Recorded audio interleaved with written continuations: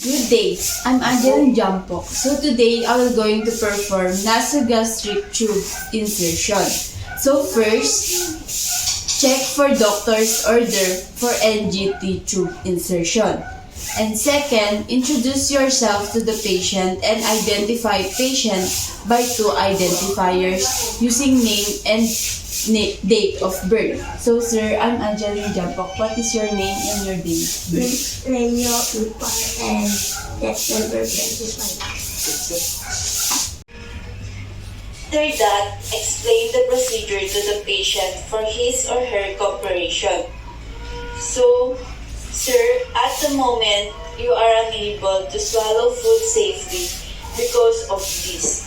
I'm going to insert a fine tube through your nose as into your stomach.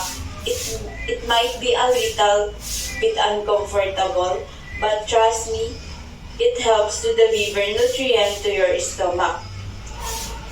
Next, gather all equipment needed, such as nasogastric tube, stethoscope, sterile gloves, lubricating jelly, basin, tongue depressor, a cup of water with straw, a pen light, and a tape.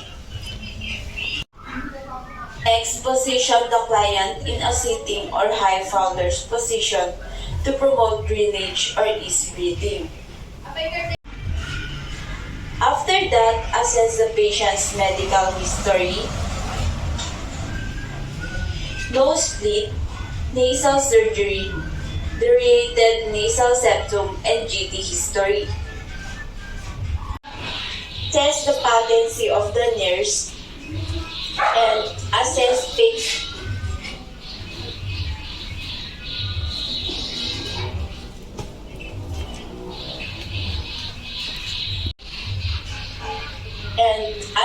Patient's gag reflex by touching the posterior pharynx or the back of the tongue.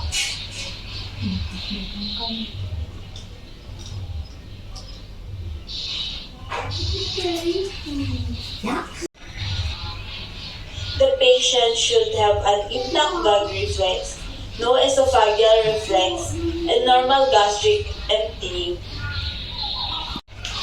After assessing the patient, examine feeding tube for flows and determine the length of the tube to be inserted.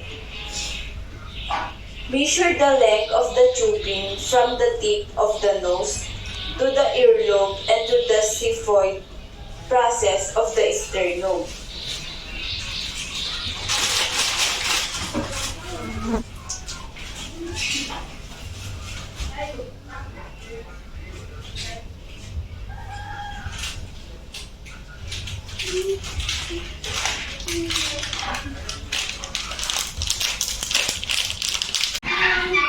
Add 15 cm to trace distance and the measured length by the tape.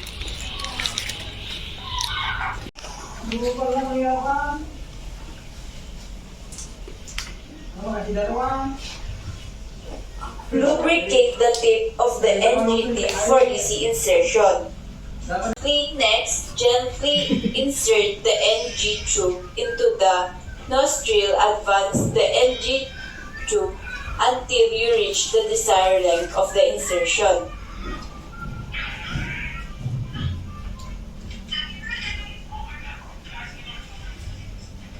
The patient flex head towards the chest and ask the patient to sip water to ease passage through the nasopharynx to trachea. Next, inspect the patient's mouth to ensure the NG tube is not coiling. Once the placement is done, secure the tube to the nose with adhesive tape.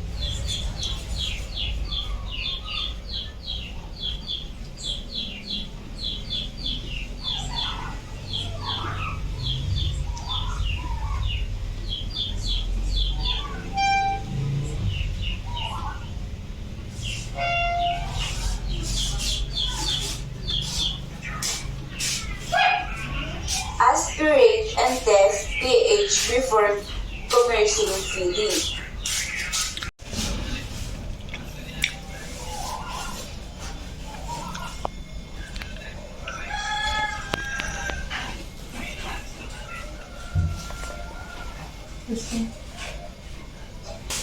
And lastly, document the procedure.